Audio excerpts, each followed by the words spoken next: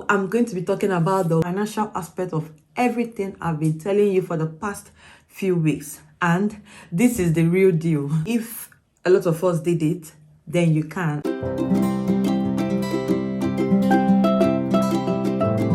Hey guys, welcome back to my channel. My name is Chinemerem. If you are new on my channel, you are highly welcome. Please sit back, relax, and enjoy my content. And don't forget to hit on the subscribe button to subscribe to my channel, and also like and share this video. Support the channel by liking, sharing, and commenting on my videos. And to my returning subscribers, you are all super amazing. Please keep supporting this girl. I see all your support and I'm really grateful. Please keep supporting your girl. Take your girl to the highest height, okay? I really appreciate you all. Welcome back to today's video. In my previous video, I walked you through the things you need to know and consider before even applying to study in the UK. I've showed you also how to apply to study for your undergraduate, master's, or PhD, whichever one you're going for. I showed you a step-by-step application process to guide your application. So if you haven't watched it, or if you haven't seen the video, perhaps you are seeing this video for the first time, you can go back to the other ones. I'll also leave a link in the description box, or a link may pop up, I think here or here, but you can go back to those videos and catch up. When you are done with that, you can come back to this video and watch this one.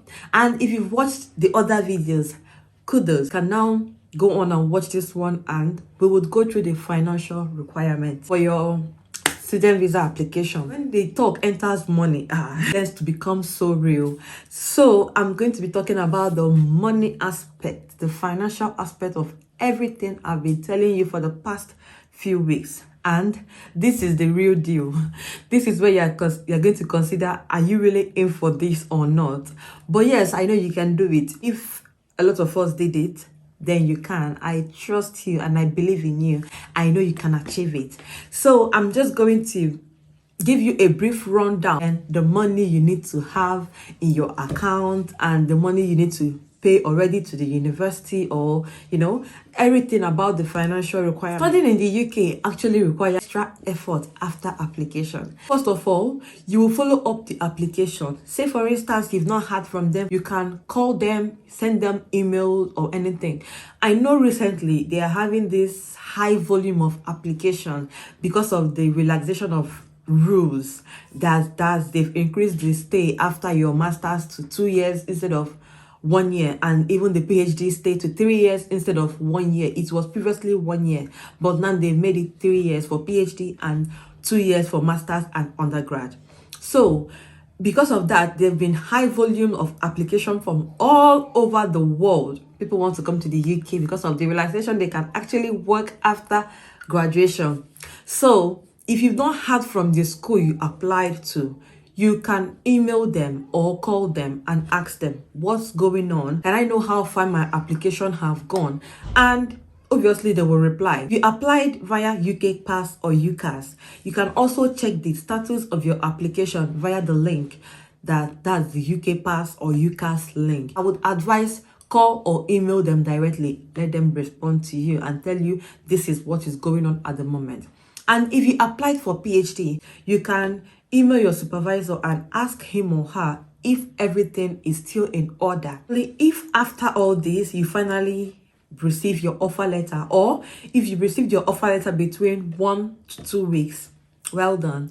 The next thing you will do is to read through the offer letter, read thoroughly, and see if there is anything they require you to do, or if they're requesting anything of you. Sometimes your offer letter will be conditional. So there are things you need to do to make the offer letter unconditional. For instance, the school may make your offer letter conditional until you pay 30% or 20% or 50% of the tuition fee. It depends. Please read through the offer letter. They may not ask you for any percentage. They will ask you to pay a certain amount before they will make your offer letter unconditional. When you've met the conditions the school is requesting of you, and you've converted your letter from conditional to unconditional offer letter, you will now go ahead and request for your CAS. So sometimes if you If you meet the requirements the school is asking of you, they would automatically issue you a CAS letter. If they don't, you can go ahead and request for a CAS letter once your offer letter has been converted to unconditional offer. You can check if your application requires an ATAS. Most times, if you're going for a research degree, that is PhD, would require this ATAS letter. But recently, I've learned that master's students also need to provide an ATAS letter. So check if the program you're going for require ATAS and apply on time, because sometimes it can take a while.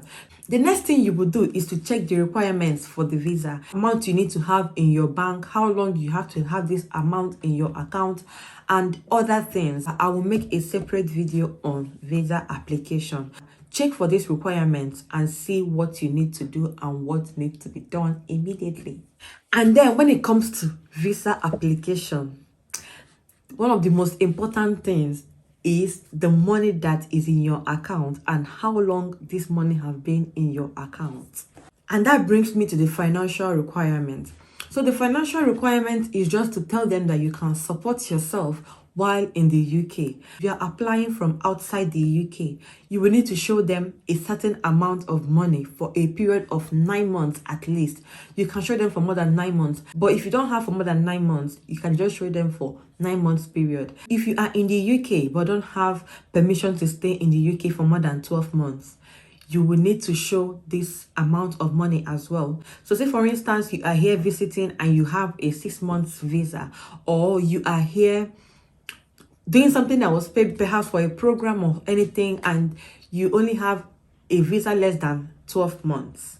You would have to show them that you have this amount of money to sponsor yourself. You will not give them money you made in the UK illegally. So if you are in the UK and you want to give them proof of fund, you must tell them how the money came about. If they found out that you are working illegally in the UK and you are giving them proof of fund for illegal job in the UK, I'm not sure what the consequences will be, but I don't think that will be accepted. The amount of money you show in your account depends on some factors. One, it depends on your course fees stated on your CAS. So your CAS will state how much you've already paid to the university and how much you are still owing the university. So the amount of money you need to show in your account will depend on the money left off to be paid to the university you are going to. It will also depend on the length of your course. It will also depend on the kind of permission you are applying for. It will also depend on where you are studying. The amount you need to have in your account if you are studying inside London is quite different from the amount if you are studying outside London. If you've paid money to your sponsor for accommodation or anything about £1,334, this will be deducted from the total amount of money you need to show in your account. Now, the type of fund you can depend on. One, you can depend on an official financial letter, or a government sponsorship, or a grant. You can also depend on your parents' money if your parents actually agree that you can. You can also depend on your own personal money, and you can depend on your partner's money if your partner is already in the UK. Some things are not accepted to show as evidence of proof of funds, and they include bank overdraft, Bitcoin savings. If you have, no matter the amount you have in your Bitcoin, it doesn't count. Stock and shares, pension, bank accounts that is not governed by a financial body, and banks that don't use electronic settings. Now, I'll go into breaking down the amount of money you need to show in your account for those living inside London and for outside London. The amount you need to show in your account changed from 1st of December 2020.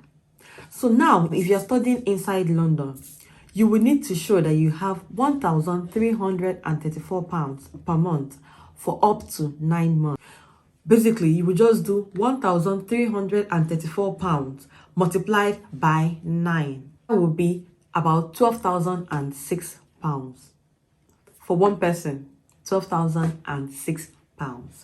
And this does not include the money left off to be paid to the university. Basically, you will need to have £12,006 plus the money left to be paid to the university.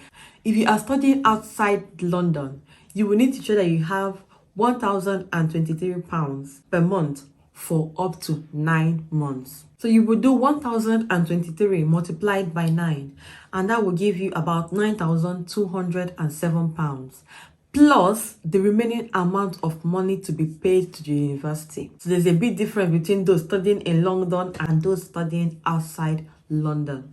Funny, I've just said it in pounds. If you are not going to be paying in pounds, you have to convert this money to your whatever your local currency is to pounds. That's how much you need to have in your account in your local currency. Because of course, if you are outside the UK, you can't show a UK bank account. What you will show is your country's bank account. I know some people can afford it, but some people it may be a bit overwhelming. Don't think about it too much.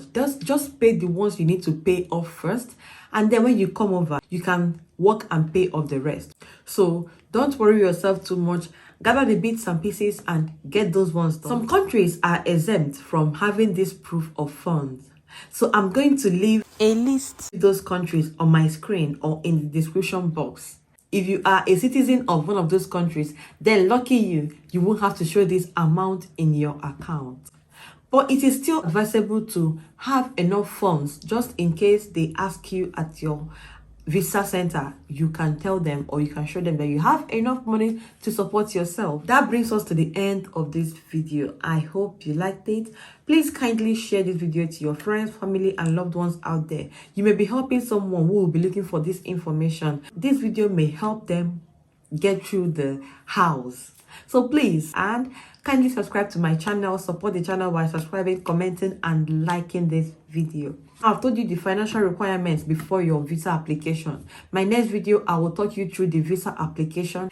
And until I see you in my next video, do take care and bye.